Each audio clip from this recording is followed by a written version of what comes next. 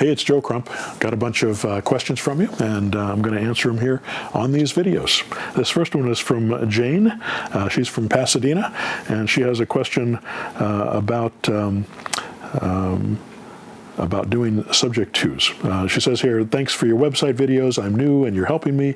Your calmness makes me feel you have a solution to any problem. Thank you. She says, I'm happy you made your movie. And she's talking about The Storyteller, which is, by the way, available. I'll give it a little plug here. It's available on Amazon Prime if you haven't watched it.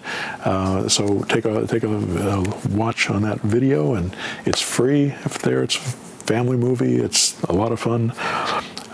Her question is, how would I get out of a deal if I buy it subject to, and then I sell it owner financed or lease option, but then the market drops and I have negative equity on the property and the buyer wants out and wants to stop paying it? Well, that's a pretty straightforward question. One of the beauties of buying subject to is your name's not on the loan. You don't have any down payment into the property. So if you have to give that property back to the seller, it's not going to hurt you. All it's going to do is do what you promised the seller you would do in the first place.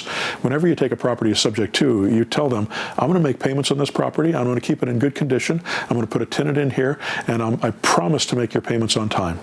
And if this ever becomes unviable as a investment, I am going to give the property back to you. But if I give it back to you, I'll give it back to you in at least as good a condition as it's in now, and I'll make sure that the payments are on time up to the date that I give it to you. That way, you can always give it back to you if the deal becomes no longer viable for you. So let's say you get into this situation. Most of the time, even if the value drops, as long as the rent stays solid and you don't have much negative cash flow, it's going to make sense for you because you're going to be making money on this property in a lot of different ways. One, you're going to get a lease option fee on it because you're going to sell it on a lease option. So let's take a $150,000 property as an example that has, $1,400 a month income on that property, and it has a payment of, $1,100, and it's got 27 years left on the mortgage, and it's mortgaged up to the hilt. I mean, up to the full value of the property. And then suddenly the value drops down to 130.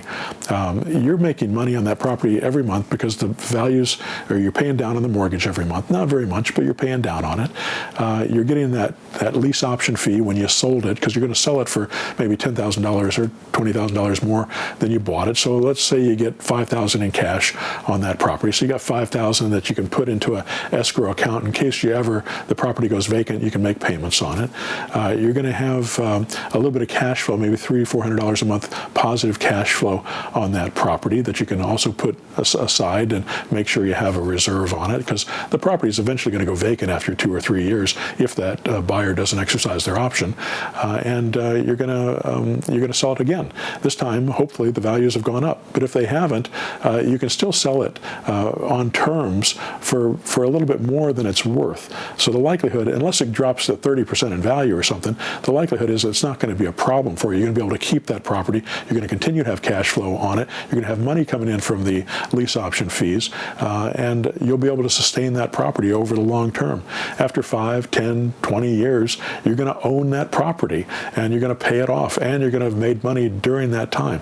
And even if you have negative cash flow, even a little bit of negative cash flow is not going to be a big problem because you're going to get all the positive benefits from it. So if it costs you $100 a month to keep that property, you don't want to have a lot of those that are like that, but if that one did, it's not going to be the end of the world because you made money on your taxes, because you got depreciation on it, you got the buy down on the note, you got the cash flow on it, you got the lease option fee, you got the appreciation on the property if the option buyer doesn't buy it. So you've got a lot of benefits from that to make sure that you're going to be okay.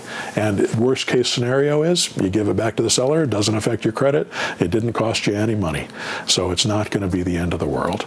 So that's why subject to can be a wonderful way to build a portfolio without much risk. All right, I hope that helps.